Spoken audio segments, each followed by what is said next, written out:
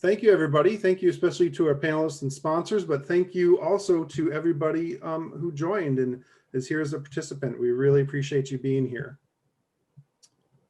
So let's take a moment to thank our chapter sponsors, the University of Vermont Continuing and Distance Education, as well as Desai Management Consulting. We want to thank our event sponsors. So some of these fine folks that are speaking with us this evening are from these organizations: Rangem, Empathy Drives Innovation at rangem.com. Karen Isabel Knoop, thank you very much. And Higher Talent, along with Consciously Unbiased. You can learn more about them at highertalent.com and consciouslyunbiased.com. Now we'd like to introduce our panelists. I will preface this by saying that unfortunately, Reese Byrne had another commitment pop up last moment that she couldn't avoid, so she won't be with us tonight. Else, I'm just going to introduce each of our panelists by name this evening and ask you to tell us a little bit about yourselves. Ashish, will you start us off? Sure. I'm the CEO of Higher Talent and co-founder of Consciously Unbiased. Higher Talent focuses on helping clients find diverse candidates for both full-time and contract, and the Consciously Unbiased is sort of a firm that helps companies overcome bias in the workplace. And so we have a lot of different modules in terms of how to support organizations and sort of make them rethink bias so they actually increase their diversity footprint internally. Nice, excellent. Adam Rosenfeld. Hey, everybody. My name's Adam. I'm based out of Austin, Texas. So I kind of work in four different prongs. So I'm a people operations specialist.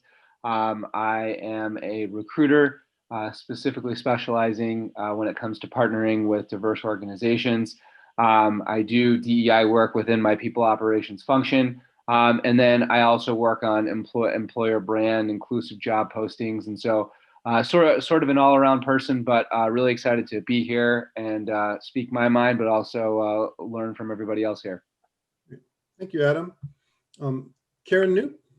Yes, good evening, everyone. So Adam, I'm not from Austin, but I went to school there, so I feel like a part of my heart is still there. I work at Harvard Business School. I write cases about a lot of organizations who are trying to make D&I work, and so I've learned a fair bit from that work. Personally interested in neurodiversity, and I'm half French, half German. Grew up all over the world, so never really fit in, and so I think that's my attraction to helping diverse teams. Great. Thank you, Karen. Dr. Hedding Grant. Yes, I'm Wanda Hedding Grant. I'm at the University of Vermont. I am the Vice President for Diversity, Equity, and Inclusion, and I am responsible for a division that focuses and supports the whole university around equity and inclusion, social justice, and those kinds of things, from student work services to policies and procedures, and really trying to help move the needle and advance the university. I'm also a clinical associate professor in the College of Education and Social Work there. Great, big job. Thank you, Dr. Hedding Grant.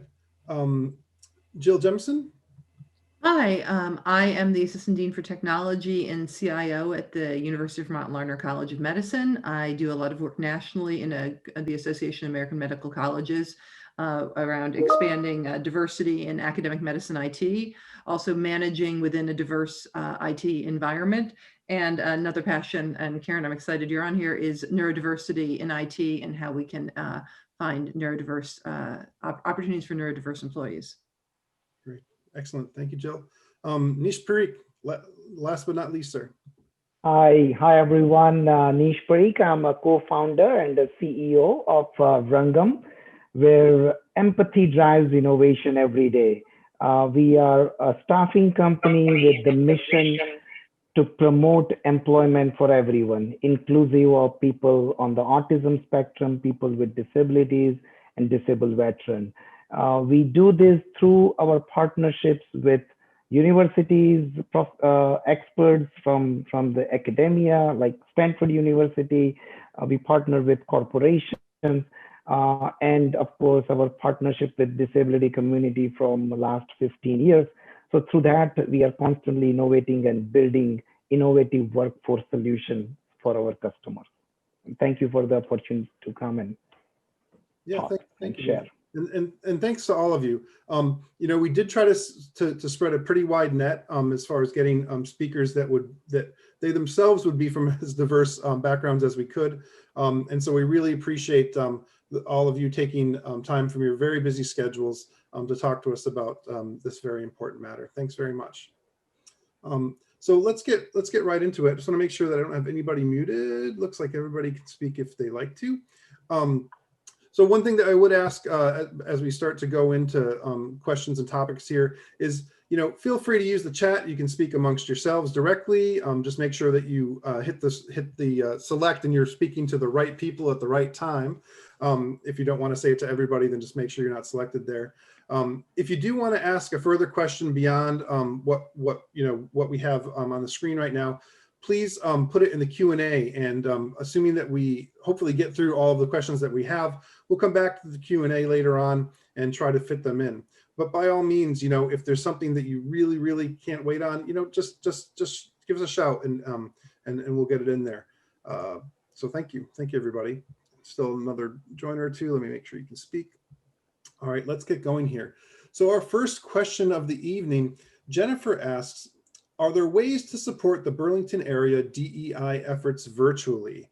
And Dr. Heading Grant, might I ask you first? You're our local person on the ground here in Burlington, so maybe you'd be able to start the conversation on this one in the first. Yes, I thought about this question from the standpoint of exactly what did that mean? I have to be honest in terms of that's a very broad question. And so not quite understanding whether it is just the idea around particularly recruitment and retention or climate issues or all of the above and so forth. I think that I would just offer at this particular time, one way of supporting the Burlington community is being very much aware of who is in our community and offering initiatives and efforts and programs in our sphere of responsibility that would support a sense of awareness and knowledge. So maybe if I was to just assume maybe what the person is talking about is if we're on the University of Vermont's campus and we're producing leaders and who are coming out of the University of Vermont in terms of the form of students who are coming out and being productive citizens and who have an awareness, an acute awareness of what it means to be an individual who supports equity and inclusion, who has an awareness of things, that those individuals will then hopefully become employed around us in the community or be a part of our the community in terms of families and how they raise their children and so forth, and will begin to help move the needle. But if the person sort of means in terms of policies and procedures and so forth, I mean, I think I would then just advise that to ask the Burlington area, those who are in charge, to be very transparent and communicate and offer opportunities for voices to be accessed as and heard. So I'll stop there. It's a little bit of a hard question, not knowing exactly what is being focused on. Yeah, it's pretty broad, and we could ask, I don't want to put anybody on, but Jennifer, if you're on, if you wanted to clarify on that. Oh, there we go. Jennifer says, thank you. I didn't realize there were fewer panelists from Burlington, Vermont. She agrees. Yeah. We've got folks from all over. That's the magic of things these days, of being virtual, as we can get people from all over. Yeah. Thank you. And I agree. I was just looking for whether, it was a good conversation starter if we had several panelists from the Burlington or Vermont area. And, but I'm thinking about neurodiversity because I've been recently introduced to that topic as far as D&I and DEI goes. So I might have some more questions for y'all as we go along. Thank you. Well, I would add, Neil, that one thing that is really important is we remember that as Vermont is isolated and COVID is even more isolating. And when you think about, the intentionality that we have to bring to relationships. It's really important that we continue mentor-mentee relationships, that we reach out, that we ensure that we're supporting people in the way they need to be supported, understanding that stressors and isolation are even more prevalent now. And so when you think about Burlington area, we how do we expand our networks to include virtual relationships and in the Burlington, Vermont area and outside of it. So I think it's looking at the global level, like Wanda brought up, that really thinking at that larger level of the DEI efforts that are currently in place, advocacy and bringing people in within the expertise that we have, but also the on the ground outreach, kindness partnerships, inclusivity, digital inclusivity in the most important ways, and ensuring that the people that we bring into our worlds feel connected. Right. Right. Thank you, Jill. A couple other people wanted to chime in, and but bear in mind, we do have a lot of questions, so we'll keep moving on this one. Karen, you are trying to get to you had raised your hand there. Yeah, no, just briefly, Jennifer. I mean, I think it's a great question. One way to think about it is that there is a heartache to being virtual, but the good news is that we can actually bring in people from all over the world to help the communities. So I think Jill mentioned there are many ways to be connected and to curate our virtual relationships, but you can also organize events, and bring people from all over the world, because it's a lot easier for experts to come and talk, or for volunteers to come and talk. So, maybe you can help the Burlington area in thinking not in terms of the Burlington area, but in terms of how big the table can now be in the virtual world. Mm-hmm. Yeah. Nish?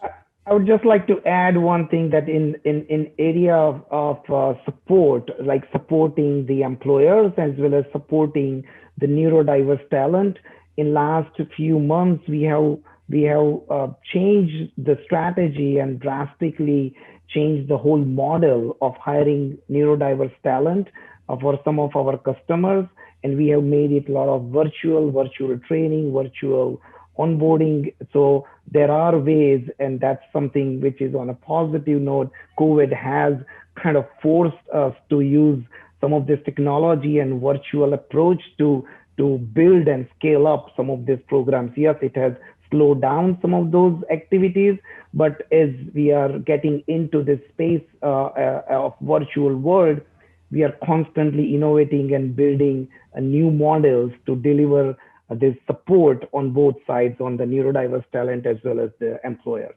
Okay, thanks, Nish. Jessica, you had your hand raised. Was that intentional? Did you want to ask something? Yeah, I did want to add to that because, excuse me, as an educator in this area, to speak to what Dr. Heading Grant said about know what's going on in your area. If Jennifer doesn't have children in the schools right now, that would be a first place to start, is to find out what your local school is doing for its efforts in DEI, because schools, in my opinion, are ahead of the game and compared to a lot of businesses in terms of the efforts and the work that they're doing towards training in DEI and making sure that kids feel supported and seen and recognized. So just to clarify, you're speaking to the public school system. Correct.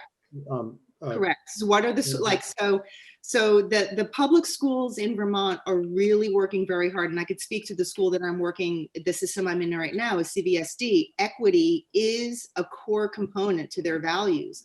So I think I'm a firm believer that you've got to know what's going on locally and in your backyard first. So I would say for Jennifer is to find out what your school in your backyard is doing right now to support equity and what they're doing towards moving towards equity, and then understand what they're doing. And then many of these school systems are looking for DEI leaders, and they might be looking for people within the community to be on hiring committees and so forth. So I would say start at your local school to see what you can do to help. Great. Thank you for that. Thank you for that thought. Okay. Okay. Dr. Heading Grant, and then I'd like to move on.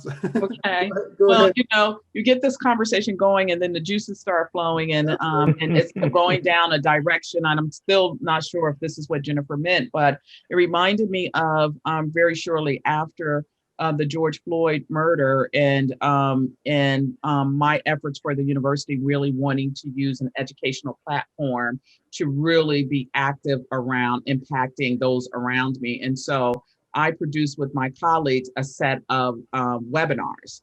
And one set was very specifically around systemic racism.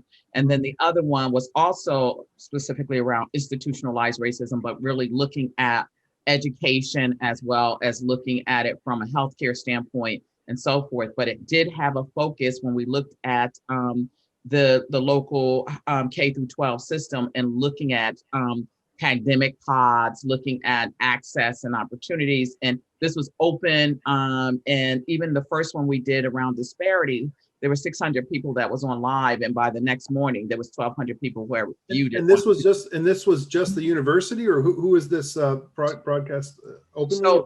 So this was produced out of the VP's Office for Diversity, Inclusion, and Equity. And that I worked with them continuing distance education to put this out to the University of Vermont's community, but we also had about 6,000 people that we also reached out across the state of Vermont and elsewhere, so folks can come in and learn about how they could be active change agents and what they should know about institutionalized racism and how we wanted to sort of interrupt and combat it. And we looked at education, healthcare disparities. We've also even looked at sciences and technology and producing courses that incorporated multiculturalism, but it was open to any and all, but we absolutely targeted the state of Vermont, which would have included Burlington. Thank you, Anna. That's amazing. Was it recorded? Is it available, or is that already passed? You can find all of that on our UVM's YouTube or on the website, the Division of DE&I at UVM. Okay. All of those webinars. Okay, noted. So we'll short of asking somebody to post that right now, we'll get that from your office and we'll make that available. We'll send a follow-up in one of our follow-up communications from this event. We'll include the link to that. That's great. Thank you, Dr. Heading Grant. Okay, let's move on here. So I don't see that Amanda's on the call. I kind of feel like increasing diversity, that this was maybe partially responded to in this first question, and I think that we're going to get to it as we move through these we still have a bunch more questions. So if you guys are okay, I'm going to move on beyond that, that kind of singular request right there. Let's move on here. Anne asks, what types of changes have you seen implemented to promote diversity, and what types of results have you seen? And in this case, I'd like to go ahead and let's start with a different panelist this time. Adam, you're jumping up there. You want to start off this one? Yeah, so I'm really happy to chat about that. So, a couple of ways that I've worked on. So I guess first when we talk about promoting diversity, we need to make sure it's intentional. And so for me, it always starts in the recruiting process, and that actually relates to a question that Scott Friedman just asked about. What methods do you recommend for hiring diverse talent? So, something that we did is, so first, in the middle of the funnel, we always recommend that we always ensure that we have at least 50% diverse talent through each part of the process. So if the interview is if the interview process is 3 to 4 interviews, then by the end, if we have 2 candidates, like one better be a diverse candidate. Something we do at the beginning of the funnel is we partner with a wide variety of different organizations. So I've partnered with like Lesbians in Tech. I've partnered with Black in Tech. I've partnered with other like different HBCUs, or even like women-centric organizations, and also ones that focus on trans talent as well. So it's all about starting with that intentionality. Making sure you have representation at each part of the process. And then also, it even starts with your job descriptions. So, I always run my job descriptions through a gender decoder to see who they're, to see who the job is targeting. If my job is like way too male centric, I work to have different verbs in there, work to have different, work to create it differently in order to appeal to everybody. Did you want me to answer the second question as well, or? No. Just to get the conversation going, but I'm happy to have somebody else jump on the tails of your comments just right now. If there's another panelist who'd like to start to speak to this one. I mean, I think what he said was was very key in terms of you have to be intentional. You also have to, I always say you have to take out cultural fit in your organization, because cultural fit is basically code word for he's not like me, or he is like me, or she's like me. And so I think if you're trying to hire diversity of thought, you really have to sort of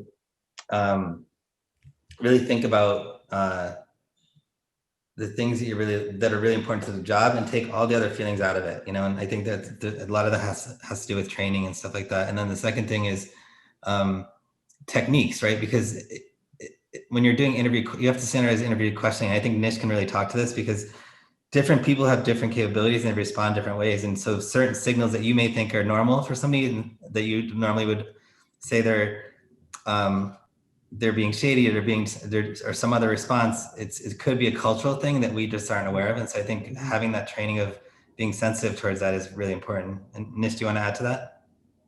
Yeah, so we have seen the change when it comes to disability inclusion as part of the diversity is one of the huge change we have seen in last few years, that every company has those initiatives in silos.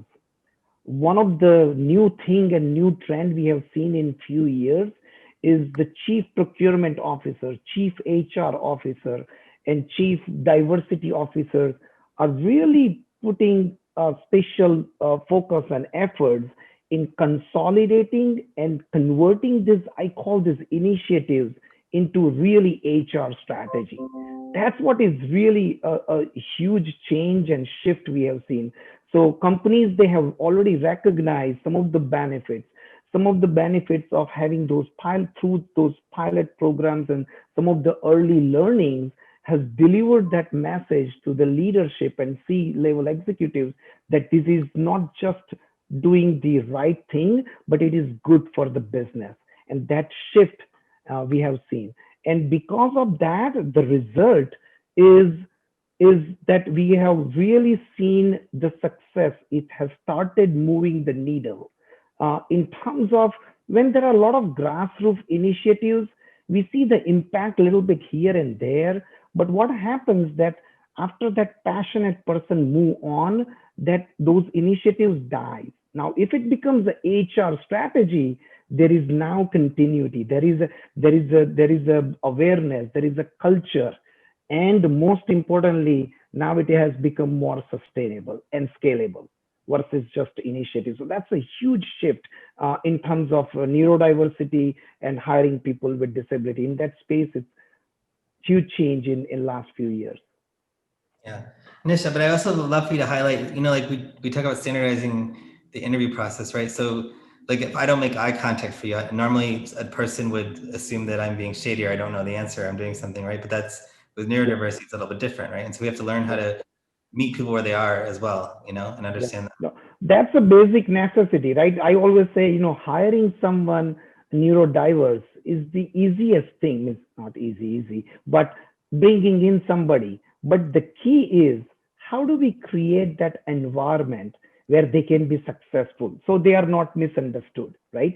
So if I'm not making the eye contact, what do I have to do in that workplace so people are not misunderstood, right? So one of the things at one of the event at the Stanford neurodiversity conference, one of the common message I heard, and Karen, you were there, you attended some of those amazing sessions. Individuals on the spectrum, one of their basic or one common need or expectation is the environment where I'm working, I should not be misunderstood. So of course, that's absolutely needed. I agree with you, Ashish. Okay. I think Dr. Wanda Hetty Grant, you wanted to add to that? Yes, I want to make sure that for some reason, if there's a different method of raising my hand, I can't figure it out right now on my computer, so I'm going like this. I just wanted to add just the aspect training and education is so important around how to do searches, and so I wanted to add that it's important to actually make it a part of your fabric, particularly as a company or a business, that anyone who participates in a process of searching should actually understand what it means to cast a broad net and build a pool of people. And I wanted to make a plug that I do think it's important for people to also, that part of that training is unconscious bias training, and that and understand what that means in terms of in terms of not building upon your pool like you want it. And then finally, I truly believe, I think Adam was talking about some of this as well, in terms of, I'm thinking about the demonstrated effort, and I'm thinking very specifically about, I want people to write diversity statements. I want them to write about in their cover letter or something separate around the values and the importance and how they see it. And I think it gives symbolically, lets them know that you take this very serious. It's important, as well as it gives you an opportunity to see how they think about diversity, inclusion, as well as possibly equity. So I wanted to just add those two things, training as well as a diversity statement. I want to go to something that I believe Ashish was talking about, which was disability diversity. And it's because it's interesting. He said that disability, it's very easy to hire somebody who is like neurodiverse, and it's really interesting because like I think that way too. But it's interesting that there are a lot of organizations that really don't have those kind of programs. And I think SAP is really the only one. And neurodiverse hiring, it should be easier. But I'm curious, Ashish, why you think that maybe organizations aren't as good as doing that as maybe they are in terms of both like racial and gender diverse hiring. I think you meant Nish for that question, but my apologies. Yeah. So because Adam, one of the things I always share, that every one of us is connected to someone on the spectrum, right? So we all have good intentions to do that, so that we are helping them with the helping them finding and being successful with the meaningful job. The challenge is that awareness, and challenge is, we work with some of the parents, right? Yeah, employee resource group and some of the parent groups at work, and they have concerns, they have questions, and say, if I have this issue, what do I do? Where do I go? So it's a fear of unknown is playing a big role when it comes to neurodiversity and hiring people with disability. And that is changing, and that is our role. That's where we can play the role of creating that awareness, creating that culture of empathy and understanding. Because a lot of times people, they have, like, I will give you one example. If I can be misunderstood if I'm doing something, or I'm repeating myself, or I'm humming, I can be misunderstood if there is no awareness. So the goal is, how do we create that awareness? And the challenge is, another huge challenge, the workforce, the workplace has become so dynamic and fast. People, they come and go. Just one person, if they misunderstand me, that can be a challenge for the organization as well as me. So that's a little tricky. So the solution is, how do we build a framework around this? How do we build that's something which is in the DNA of the organization, put that in our processes, so that we can, it just stays there as we go, and everybody's aware and everybody's following those standard based practices, and that support. Great. Thanks, Nish. Jill, I want to get your thoughts on that. Go ahead. Well, I think kind of coming from the on the ground management point of view, we've talked a lot about recruiting. Retention is really key in promoting within your organization. I think when you kind of look also kind of taking it to the project management side, the things that are very good practices in management, you'll follow through on how do you bring a team together when you're looking at a project team, which is having explicit conversations around expectations, around communication, around models of reward, of models of feedback, ensuring that assumptions that you bring put your assumptions on the table about timelines, about reaching out for help, articulating expectations. Starting to have those, this is where the culture, cultural fit, making sure that the culture is ever changing and really bringing to the table the idea of what are the norms, having an explicit conversation, ensuring that people are heard. So it might be one-on-one, it might be through a variety of means, allowing the project team, the work team to actually start articulating their needs in the space around do you want to be interrupted? How do you check in? Do where does the conversation come about? How much do we share about our families? What are the expectations? So I think that the more that you do that explicitly and don't bring to it the sort of, we always talk about, our kids on Friday, those sort of, habits in the workplace can be exclusionary. So I think it's most important when you start looking, it's not just bringing people in and bringing diverse candidates, it's changing how you do day-to-day work to make diverse candidates welcome and to change who you are to include who they are. Okay. Thank you, Jill. Thank you. So I want to keep moving here. Next up, we have Brian asked, what are some tactful ways to highlight unconscious bias for others, i.e. such as what is in it for them? Thanks for your question, Brian. Is there anybody who wants to volunteer to jump up on this one first? Ashish? Yeah, so I'll tell you our approach. I think one of the fundamental flaws with the way we train people today is that we make unconscious bias a bad word, right? And so I think we have to sort of make it a positive experience. And so if you think about biases, partly your biases are shortcuts to make decisions in life, right? And so not all biases are bad. So and it's influenced by how we grew up, our family values, our community, and part it's about survival. So what we say is own it, be proud about it, and now just make sure you actively apply it in the right situations, right? And so if I teach you any bias, you add it to your toolbox of experiences and say, I'm going to use that in the right ways. And I think it brings the power back a little bit. So that's one way that we do to make it tactful. And then the second thing is we always say it's ultimately, if you think about bias, it's a curiosity, it's a struggle between curiosity and fear of the unknown. And if you expose your things to there are people that seem different to you, you actually realize you have a lot more in common than different. And so I like to say he or she's different like me, not that I'm different than them, right? If you look at it that way. Okay. Anybody else? I know that there's been a lot of work in University of Vermont here locally around unconscious bias. I know there's been training and other leadership. At least I'm sorry, I do have some personal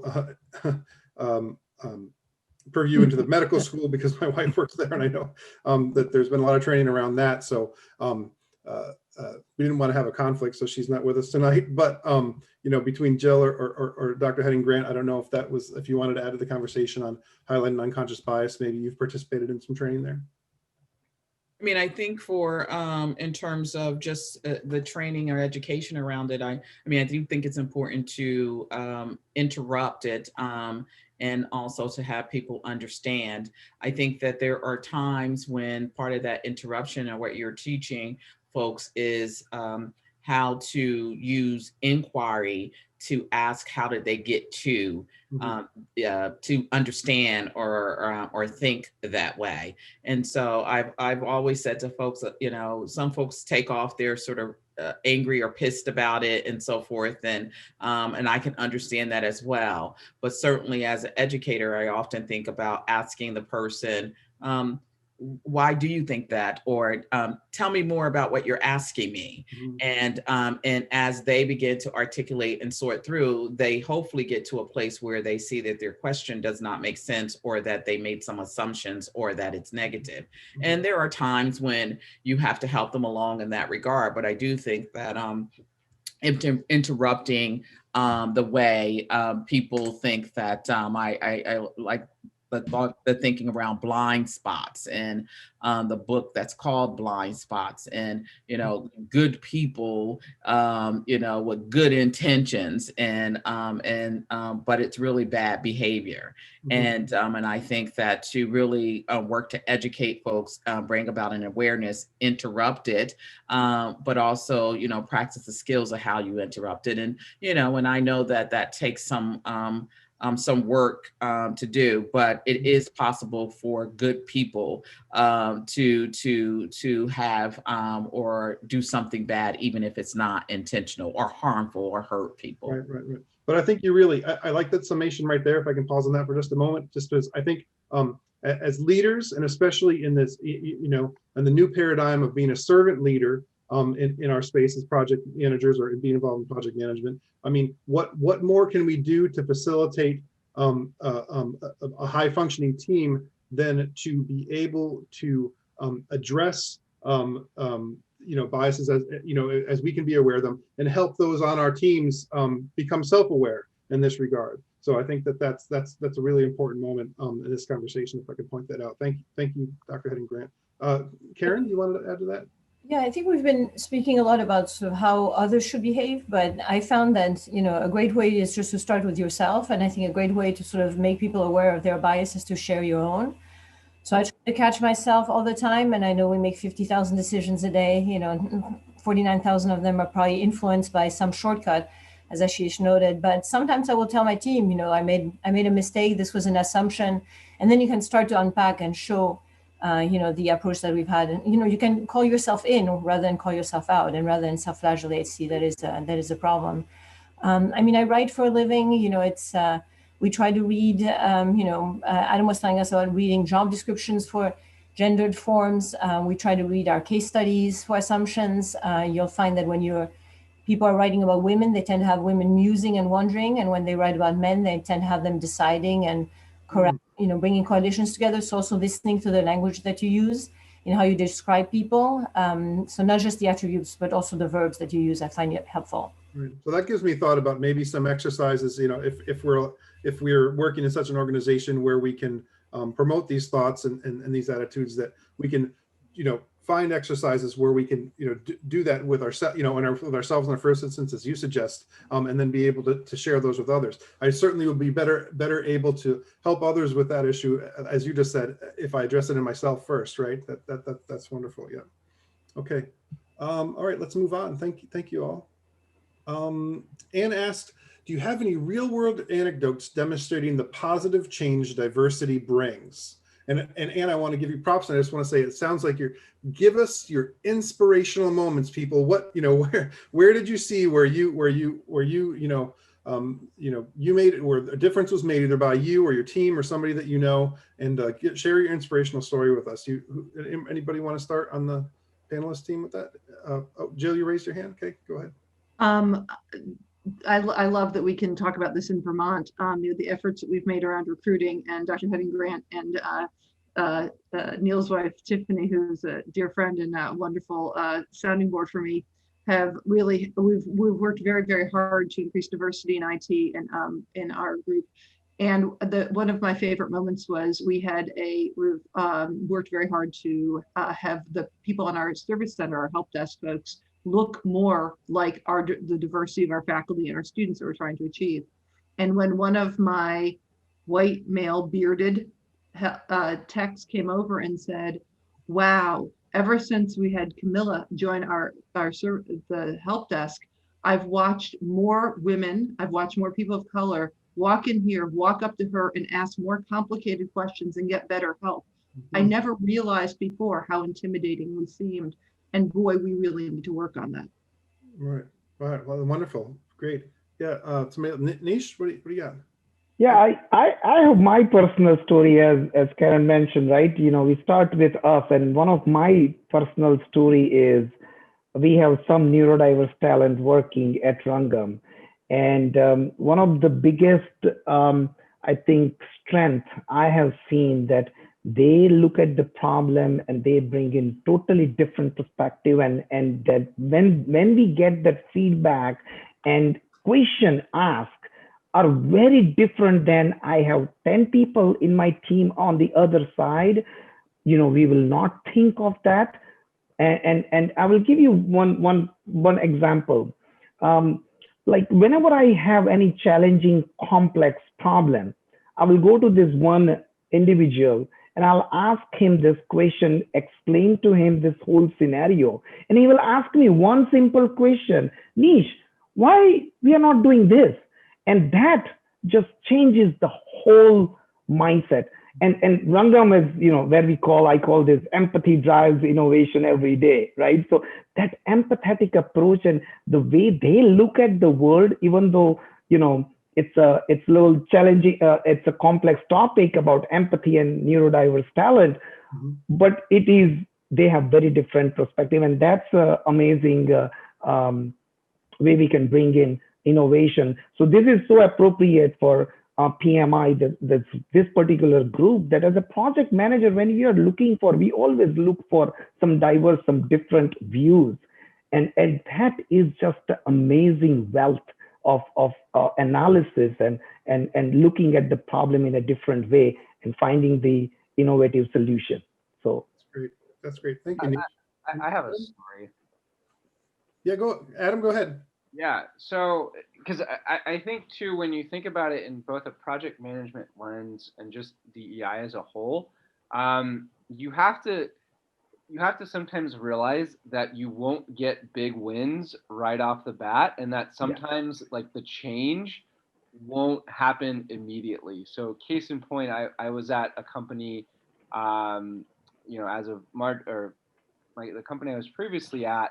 One initiative that I was really working on was we were partnering with an HBCU down here because the commercial real estate industry happens to be very devoid of diverse talent, specifically African-American talent. So only 2% of African-Americans happen to be in like corporate roles in corporate real estate. And so my goal was how do we build that equity pipeline?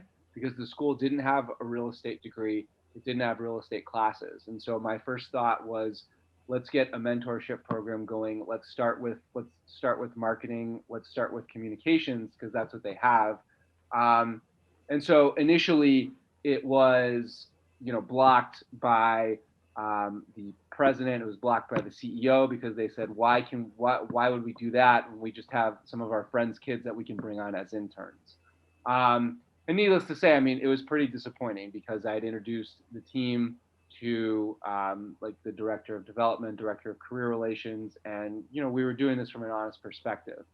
When I say it takes a while, I got a response. So I was laid off from there in March, and I got a response in mid-October from the director of marketing at that firm, and she says, Adam, thanks to you, you inspired this interest in DEI with me, and we were able to actually, I was able to, thanks to the resources you provided me, I was able to educate the president, who happened to be her sister-in-law, about the importance of partnering with this school for an internship, and then not only that, but actually going one step further and paying the intern, which they had historically not paid before. And so sometimes it's less about what you do and how you can inspire people. And so I want to go real quick to that second question, or actually no, I'm done. But that's my story. But just realize, when you're doing DEI efforts within the company, it may not happen immediately, but sometimes that change behavior happens when you least expect it. So it needs nurturing. Yeah, thank you. All right, those are some great anecdotes. Thank you, and I'm sure that we can get some more, but let's keep moving, because I think we're not even. This is only, I think we have like 8 pages of the questions. So we're only at page 3 here. So Nish asks, What is the role project managers can play to promote disability diversity in their team? So Yeah, so I think you can answer this one. Yes. yeah, because I'm passionate, and this is the message I have shared with the New Jersey chapter, Project Management Institute in New Jersey chapter, and the same message. The project manager community brings lot of innovation, any given project. And one of the things which we all know, project managers, their quality of, the best quality what they bring to the table is they inspire shared value. They are good communicators. Their integrity is very important in any role and every role they play. They are very enthusiastic, and these are the top 5. And 5th one is empathetic, right? These are the 5 key pillars of project manager. And what I believe that they have a very important role in the society to play, where they can really look into, if they are convinced and if they see the value of having neurodiversity or any diversity in their team, it is going to change this whole challenge with the unemployment, with people with disability and people on the autism spectrum, because they are the one, if they see the value, they can really bring in the diversity. So that's my appeal to all the members of this particular group, is just look into it. And I think there is really untapped talent we can all tap into and make a societal impact. That's great. Thank you, Nish. And I know your organization, you're so passionate about it. So that's wonderful. And we look forward to learning more about that. This one, I just want to open it up just a little bit and say if there's any other anecdotes or comments from not just our panelists, but from any of our participants on this question. What have you seen happen, or, whether it was by, your efforts or others, what have you seen happen in your organizations that maybe speak to this? How's your organization been able to promote diversity? If anybody wants to speak up, please don't be bashful. So we do that, right? At Rangams, our mission is to promote and create jobs and promote employment for everyone. So we do that first, so before we go out and talk to our customers. And diversity has really helped us really innovate, bring in new ideas, and a different perspective in every role. So we have some of our members of the recruiting team are neurodiverse, or someone with disability, to software developers, to software testers. So every individual on the spectrum, or people with disability, they bring in different value, different strength. And it's about us, how we tap into that strength and leverage their different abilities, in some cases unique abilities, for the benefit of the organization as well as the individual, and helping them get a meaningful job which they are passionate about. So it is just a great way to innovate. Okay. All right. Oh. Bill, jumping back to the project manager and what they could do to promote diversity, I think that's a really, really important conversation here, because I think a huge piece that a quality project manager brings is putting aside assumptions within an organization about the people they have in their organization. Recruiting your team, advocating for your team, promoting your team in the sense of speaking inclusively about the contribution of all the members of the team, not using the same sort of usual suspects approach to who sits at the table. How do you create and bring people in for the skill set that they maybe are not acknowledged for? How do you better interrogate for a set of skills and assign tasks based on those skills that you learn about? I think that so many times the fresh eyes of a good project manager are actually one of our greatest tools to bringing new aspects of employees out and bringing greater strength to our teams. So I think coming back to saying, what are your core values? and your core abilities as a project manager to see that big picture in the project and the essential needs within the project, but also then turning that on the assets within an organization and the people within the organization. So what about when you face, you know, as a project manager, or just let's just say as a leader at whatever level in your organization, what about when you have adversity coming, coming hierarchy above you, you know, when you're pushing back against that and you're trying to do what we're all talking about here, but you don't, you know, but you don't get the buy-in, a little bit kind of like what Adam was speaking to. Unfortunately, it came back to Adam after he had left the organization, but still, you know, how, you know, that they did turn the corner on it, but how, you know, how do you work with that to further the cause? I think it's focusing on work product. It's using your voice, saying, you're asking me to deliver a set of services, a singular product, a deadline. I know how best to do that, and my team can do that. Relentlessly advocating for the quality of your team. So Nish, I got into a lot of the issues around neurodiversity because working in IT, especially in academic IT, we have a neurodiverse workforce. They are there. We already know that. And a key piece is taking someone out of, it's the bad dog school of management. Like, this person isn't doing this thing, so they're bad, and we have to keep quantifying how they're bad. Flip the lens. What do they do well? What do they bring? You know, you take one of our folks who's on the spectrum, you take that person off the help desk and you put them in a place where they're actually writing code. Suddenly the productivity, the success, and the contribution to the organization skyrockets. So it's removing the lens of roles, removing the lens of, you know, I have to say, the sort of tyranny of the performance appraisal, if not done well, is a rate limiting factor, and you're going to lose people. So I think, Neil, the most important thing that you can do is to come with, acknowledge your own lens and look at people for what they can do, and ask yourself, why do you keep putting them in the box where they aren't succeeding when they have these skills that will make the organization better?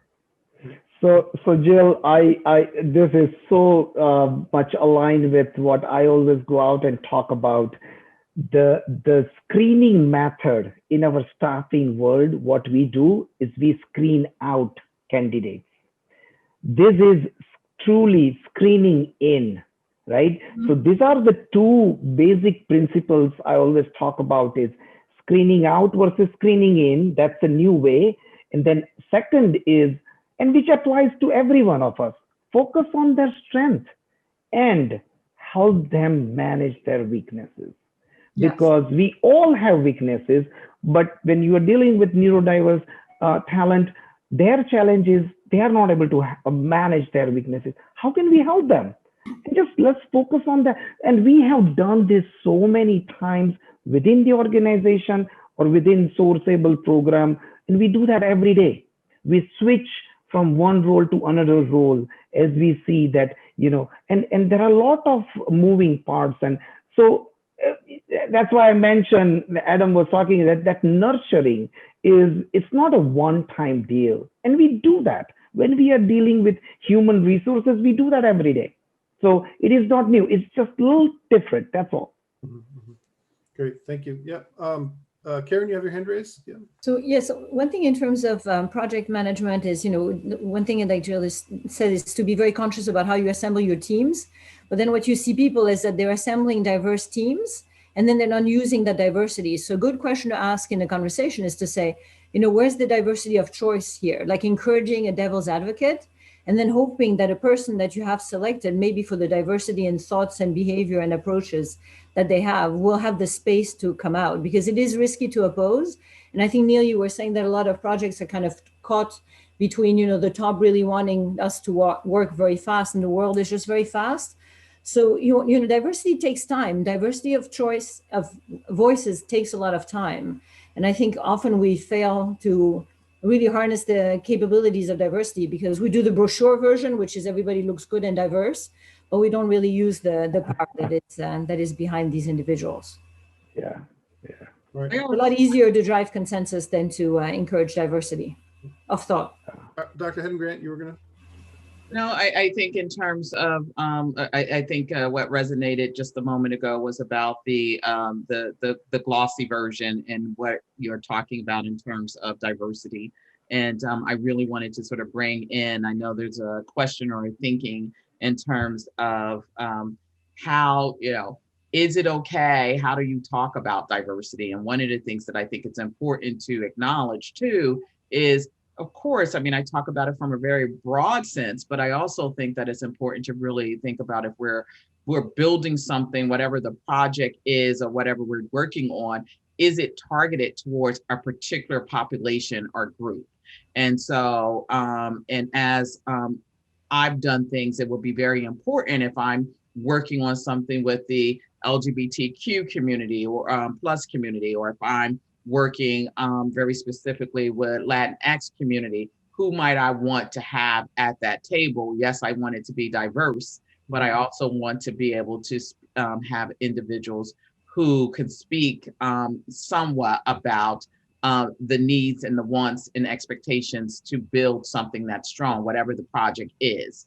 And so I also wanted to just sort of bring into this kind of sort of our thinking is there are moments and times where we have to name very specifically what it is that we're looking for and what we want to have an impact around in the name of DE&I. Yeah, And so, proactive approach.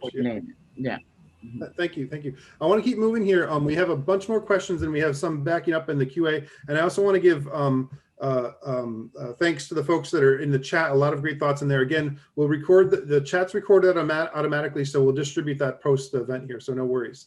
But let's move on here. So this is me, and maybe we won't spend a lot of time on this one since I feel a little guilty. This is my question in the middle of it all here. But the Trump administration's executive order on combating race and sex stereotyping is in effect establishing an offensive against diversity training from the federal level. And though numerous lawsuits have been filed against the order, and we have a new administration ostensibly starting 20th January 2021, how does this order impact us now and going forward from your perspective? Does anybody want to bite first? I mean, I can tell you right now, it's definitely affected it because companies have paused their diversity efforts, at least in the training side, because he not only did this law, he also tied it to the EEOC and he tied it to government contracting. And so most large companies do their biggest business, like pharma companies, for example, selling drugs to Medicare and different programs. And so they're basically gonna be locked out of stuff if this doesn't get reversed. Yeah. Anyone else thoughts on this? Yeah. In our case, we have not seen much of an impact because one of the reason is some of the customers we are serving, they are federal, they work with the federal government, or if you have any grant or federal contract, there is a good faith effort driven requirement when you are dealing with people with disability. So Department of Labor has established a goal of having 7% of the workforce people with disability. And that remains the same. So corporations, if they have grant money, and we work with a lot of life sciences, pharma customers, they have to put good, or they are putting good faith efforts to meet that 7% goal. In United States right now, the current state is about average is 3.5. So every organization is trying to meet that goal.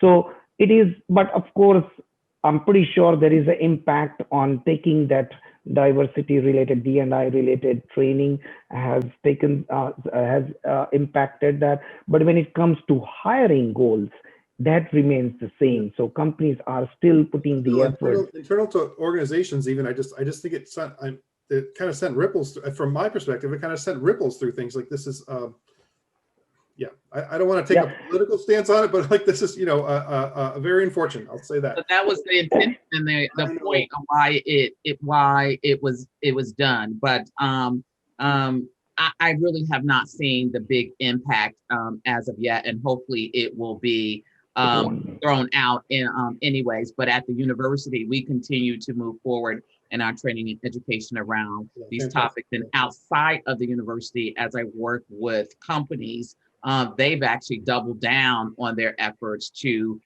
do racist training and so forth. But most people, even if you're changing the language and not using that particular wording, seems to be, at least in my circles, an agreement that we must have and continue to do race and gender, equity training and education and so forth. But my hope is that we will see it sort of go bye-bye over time. So when I penned this question, we didn't know who the next administration was going to be at that point. So I think that makes a big difference too, that, maybe. So, all right, I'm going to move on. Thank you all. Okay. Al Bellucci, you win the prize. This is the question or group of questions, or qualified as you will, but there's a lot here to unpack. So if you haven't started reading, Al asks, do you, and if so, how do you address inclusionary ideas that may not be directly related to the project or seem related to most members?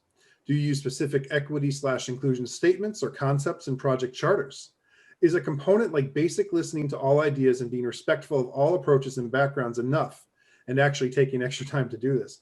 Or do you go a step further and recommend adding things like acknowledging gender bias, asking people to use pronouns and introductions, or acknowledging we are all on occupied indigenous land used? There's a lot to unpack there.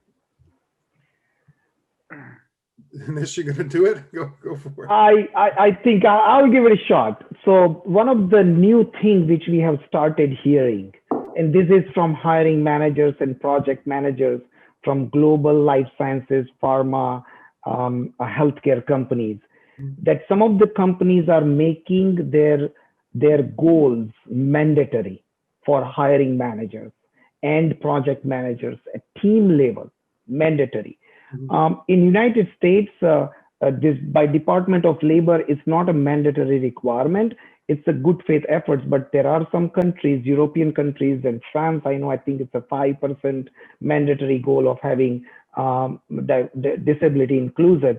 So there are some goals and companies are looking at this, and these are the very forward-thinking companies are adopting some of these practices and making it mandatory. So it is on its way. So answer to this question, that if you have a project or multiple projects, just set up your goals of overall goals of your having a diversity in your team. And then as you are building your project charter, you incorporate that strategy and say, how would I meet that goal at the end of the year? So it's a process, but it's achievable. So I think I just figured out the project charter and some of the components. And I think that framework can help you build that strategy at your level and within your team in your own ecosystem. I think a lot of this, if I can just for this thought, I think a lot of this, Al asked this question, and a lot of this is if you examine the culture of an organization, right, and if these things are actually part of that culture, and stated, proactively stated that these are part of the organizational culture, then these will be worked into your documentation. These will be worked into your templates. So these things will in effect already be there, and yet they still need to be examined, right, on a regular basis. Yeah. Like that needs to be part of it too. And other approach. Sorry. Go ahead, Joe. I was going to say, Neil, your question earlier about how do you address it as a project manager when you aren't getting buy-in from above you. There's the an advantage sometimes to being in that middle role, because you can put forward the truly obvious idea that no one can disagree with. So I think, Al, you mix sort of what do you do within the cultural norm, like looking above you saying, well, of course I'm including our diversity statement here because it's important, right? Mm-hmm. Which can start changing that. That's a managing up. And then you folded in here some very clear on the ground management tools about sort of setting the norms of listening, setting the norms of communicating. I think it's these tools. Some of them work really well above you, and start pushing the role of you in the organization to be an on the ground implementer for these larger, loftier ideas. So bringing that cycle back in is really important. So I think it's very important that you you can't take a one size fits all approach. I think it's very important though that you acknowledge and you bring in whenever you can and challenge the values of the organization you're in to say, of course you really mean this. So it plays out in my project too. So Jill, on that note, like exactly that's what I wanted to share earlier, that how do you can always reach out to your above management and say, do we have a goal? And how can I help you meet your goal of diversity, right? Now it's a win-win on both sides. If they don't have it, you are helping them to think on that line. So you are influencing, playing a thought leader role. And if they have the goal, now you are helping them meet that goal. Right. Great. Okay, moving on. And I don't mean to skip forward or go fast forward here, but we're running out of time. So I'm going to move on here. So Jessica asks, and Jessica, yeah, you kind of intimated this earlier and maybe some of your comments. I work in and with organizations that have been implementing many systematic changes around DEI. I do not lead the teams driving this, but have been implementing and following many of the practices to create more inclusive communities. What's the best way to say I'm experienced in working in these environments and have a developing awareness of them when applying for jobs or revising LinkedIn profile resume? This is an important one because a lot of people have been so affected by what's going on in the world right now. And, how can they call that out in the appropriate way, on the resume or in the interview process, and, to say, and to do it effectively and, for lack of a better term, in the right way? What's the appropriate way to do that? I want to start to spread it out a little bit. Maybe Adam or Ashish or Karen. I haven't heard. Yeah, I can start because we actually, the company that I work for, we actually just hired a diversity and inclusion program coordinator. Mm-hmm. Currently hiring a head of people, and so it's number one really interesting to see sort of how people describe. And I think while DEI, I think somebody said it was more, it can be more emotional. You also have to develop data-driven metrics. So a lot of times when you work with communities, from a recruiting perspective, it's how many did you get in the funnel? How many different organizations did you partner with? You can also grade it on NPS score. So were you able to increase the NPS score at your company among these communities?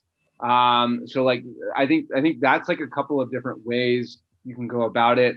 When you talk about your LinkedIn profile, something that I always do to talk about my work as well is more just have different narratives available. So have different narratives based on situations. So if you have like performance management, how did you make that more inclusive? Accessibility. So tell me about the accessibility program. I think Karen in the comments said it correctly. It's like really about being specific. We passed on a lot of different people who said they had experience, but they couldn't describe things in specifics. They couldn't go deeper than, I've worked with diverse communities. They couldn't talk about the organizations. They couldn't talk about how. Sometimes even the most basic thing, when you're interviewing for DEI roles, when you interview for DEI roles, like there are certain things that interviewers look for. Like if you're not introducing yourself with pronouns, you would expect folks that are literate in DEI to understand the pronoun conversation. So it's different things like that, and making sure you're specific in all aspects of it. So Karen also summed up what I just said in a great thing in the comments. Thank you, Karen. Thank you, Adam. Okay, I am going to keep moving on here because we're literally down to like 5-10 minutes or so. So let's see, Chris, are there specific... Neil, if I may just add one just suggestion, just real quick, 30 seconds. So one suggestion is get involved with your employee resource group if there is. Start contributing. Start involving, because profile and all that, more than anything, your action will say. And you get involved in your local programs, bringing in people to have talk about it. Get involved. If you don't have ERG group, take the lead and set up the employee resource group, which is very common practice. So if your organization is doing it more formally, get involved in that point of view. Employee resource group is the right way to get in. Or I'll even shamelessly plug this organization, PMI, or any professional There we organization go. that you belong to. Get the word out and make it, be impactful there. And you can call out your efforts within that organization on your resume or during the interview process. Thank you, Nish. So Chris asked, are there specific actions you can take during early stages of project planning to ensure diverse perspectives are incorporated into project program design and implementation? Example, diverse stakeholder engagement, specific questions asked during discovery process, et cetera. I think this is a follow-up to the one previous in a way. Does anybody want to bite first on this one? Dr. Henning Grant, yeah. Yeah, so I would just say quickly that my process is often to consult first, plan second, and then go back to consulting third. And then from that, then begin to look at what are some of the best practice in terms of in writing, as well as best practices in terms of peers and colleagues who do that work. But I do think it's important that when I say consult first, that is about bringing all the variety of voices to the table to have the conversation. And I wanted to note that that also means you getting up from that table and going to another table, meaning that if you want those voices and you want to be inclusive, it may require that you go into other spaces and not necessarily assume that everyone's going to come to you. That's a great point. As project managers, we know that buying into cross functionality, especially in larger projects, larger organizations, is so important. So, now we're talking about it in this regard. It's a really important point. Thank you. Yeah. I would say it's coming back to the who haven't we talked to, and I would say the other flip side of that is who haven't we engaged in a way that they can talk to us. So I think sometimes you getting away from the focus groups, the intake interviews and things like that, to find different ways to reach out where we can get more real-time, real quality feedback, and making sure that we are not just around the same table with different people, but hearing the same messages over and over. So what are there new and different ways? Could you use different electronic means to get more input? And always going back and saying, who haven't we heard from, even if we brought them to the table? If we didn't hear them, they weren't really at the table. Yeah, great. All right, thank you. I would just add, and also adding different ways that they can give feedback, because some folks, their style and way of presenting information, they may want to put it in writing as well. Yep, that's leaning back in the neurodiversity area again. Yeah, thank you, Wanda. Let's see. So Nish, maybe you want to speak. You got in here twice. Maybe you want to speak to this one just real quick. Give us the 30-second, 40,000-foot view here. Go ahead. What are the key factors one should consider when we plan for the pilot disability hiring program? Yeah, one of the key factors, most important, is identify the right jobs where you see that someone with disability or diversity will be successful. And then most important is not only just creating the inclusive culture and providing just one-time training. Most important is sustainability. So these are the two, and of course get the buy-in from the leadership, because that is very important for sustainability. Yeah, that's the most. Yeah, you've got to get that from the get-go. Right. That's great. Brian asks, is the business monetization and communication of benefits for inclusion helpful, considering this is an emotional versus a logic-based response? And I want to be careful here. There's part of the, I don't know, something about this smacks a little funny to me, but I'm sure, Brian, are you on? You can speak to it more if you'd like to. Emotional versus logic-based response. Maybe are you just trying to articulate that? Yeah, go ahead, Karen. You raise your hand. Go ahead. Yeah, maybe Brian. I don't know if this is what you were thinking of, but it brought up for me a tension that I feel often in these conversations, which is, diversity as a business imperative versus diversity as a moral imperative. And I find that when people are sort of conflating both, the messages get garbled in organizations. It's hard to implement. We didn't make a business argument for having women in the workforce. Personally, I don't think we should be making a moral argument for having a diverse workforce. So I think this is maybe what Brian is asking about. And my recommendation of the organizations I see that do it really well and the leaders that do it well is that they're very clear about the agenda that they're driving. Because if you're being a moral leader, if it's a moral imperative, there might be times when it is not the absolute best business decision now, but it is the absolute right moral and societal decision downstream. Right. Okay, great. Thank you, Karen. Any other thoughts on that one before we move on?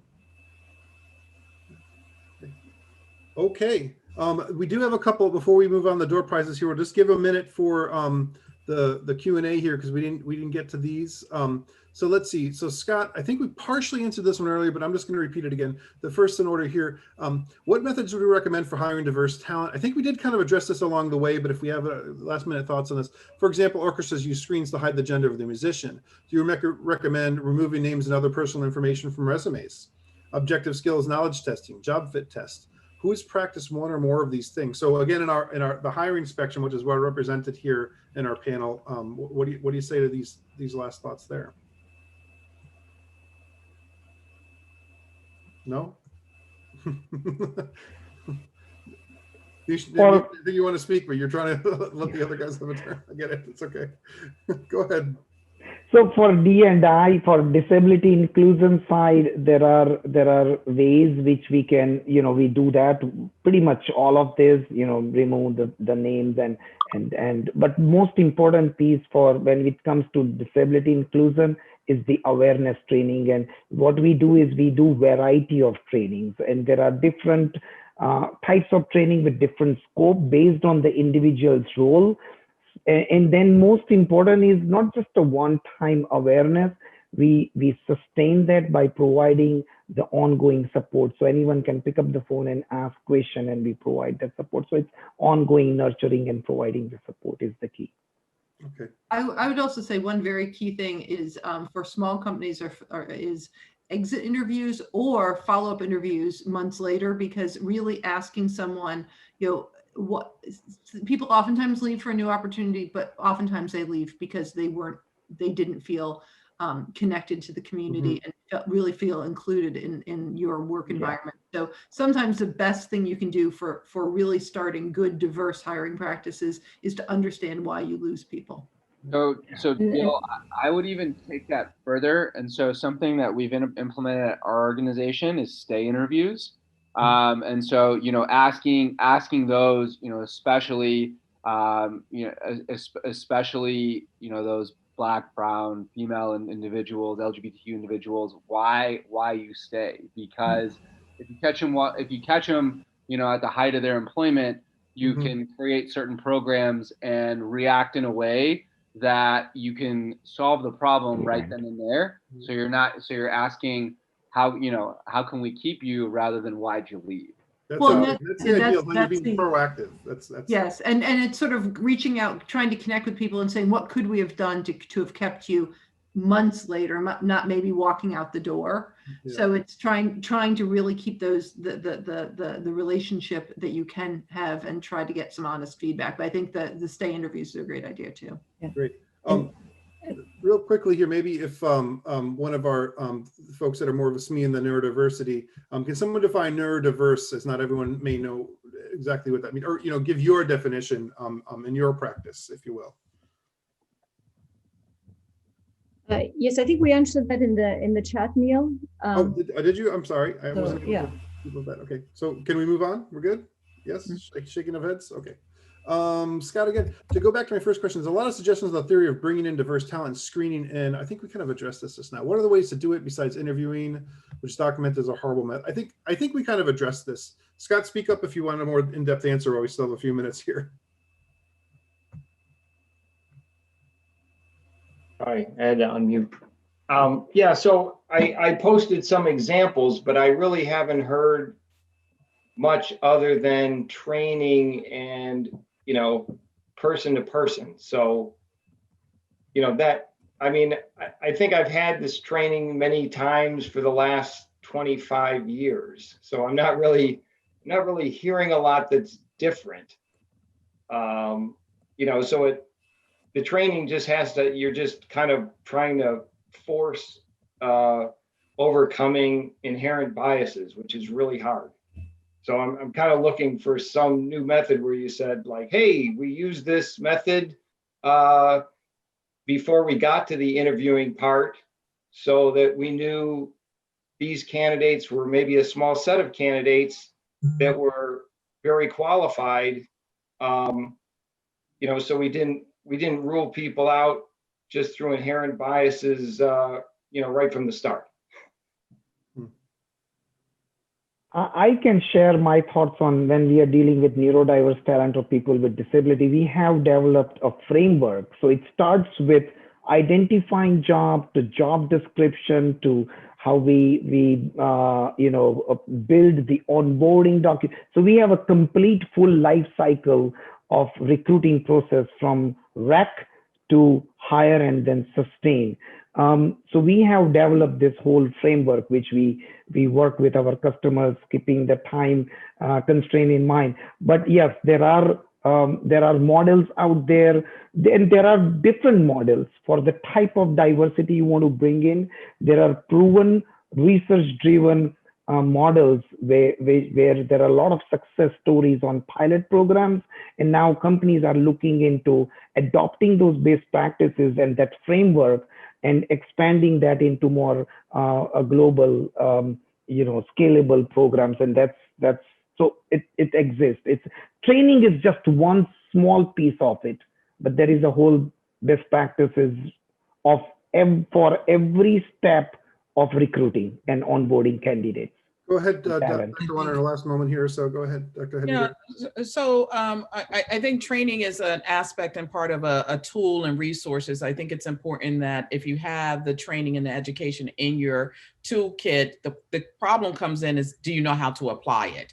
And oftentimes people have the information, but when I push forward or ask questions, they are not applying it exactly right, or they're not the hard work that goes into utilizing those tools, because they are best practices. But what's also missing, though, is the action-oriented work in terms of are you going to send a letter out and saying you're recruiting for this, and are you going to write some kind of diversity statement in your job advertisement? But what else are you going to do in terms of, I'm going to get on the phone from where I graduated in my alma mater, and I'm going to call that department that are getting out, handing out, not literally handing out, but degrees that people are getting in my particular area. And I'm going to develop relationships so I can go back there and recruit from that. What I find is that people are not doing the other part of the work to make it happen, because people are not just going to come to you. So I do want to say that I do think one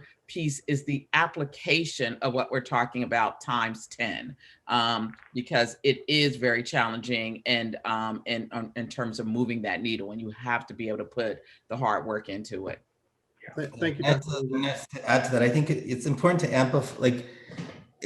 amplify, the successes you have, right? So when you hire somebody who's diverse and they've achieved something great within the organization, if you highlight that starts changing the mindset, so it turns intent into action as well, right? Because you got to put it all together, as Wanda was saying.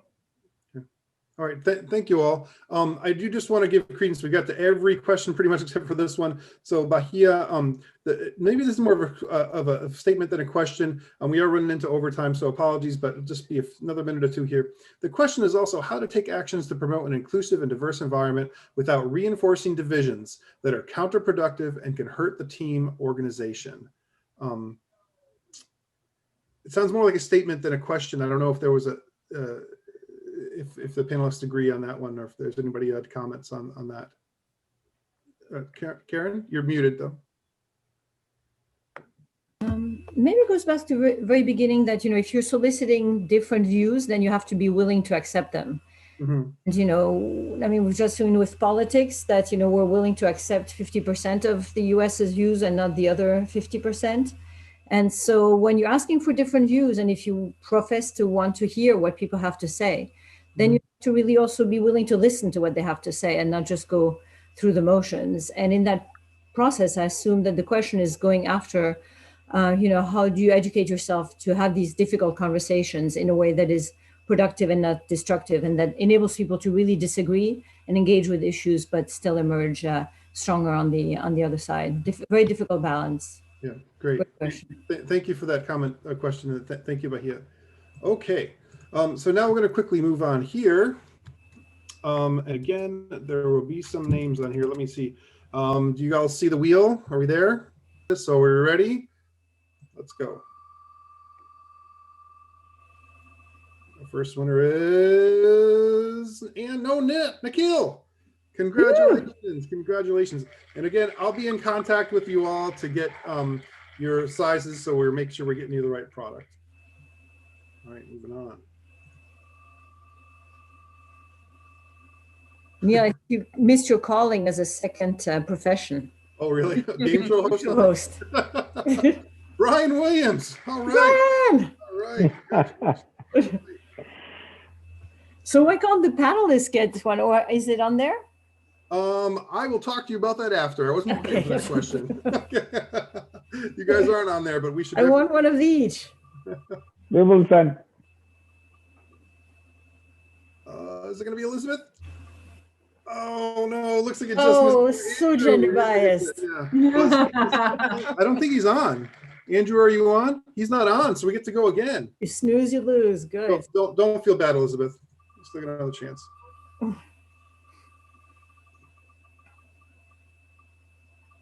Al Bellucci, well deserved, sir. Great question tonight. There you go. Yes. Thank you. All right. One more. One more.